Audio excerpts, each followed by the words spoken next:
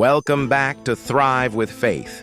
Today we journey back to a powerful moment in the Bible, the Tower of Babel, the origin of languages.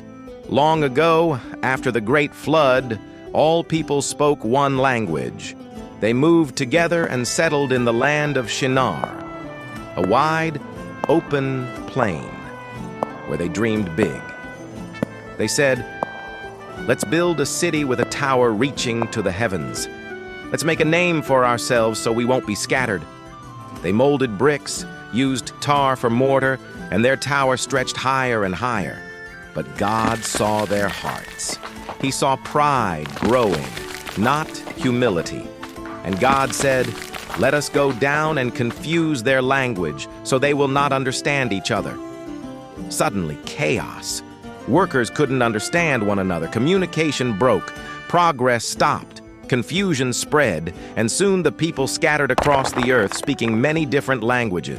This story reminds us that when we rise up in pride and try to challenge God, it leads to division and downfall. But when we walk in humility and trust, God's plans unfold beautifully. So next time you hear different languages or meet someone from another part of the world, remember, it all traces back to Babel, where God reminded humanity who's truly in control. Stay blessed, stay humble, and keep thriving with faith.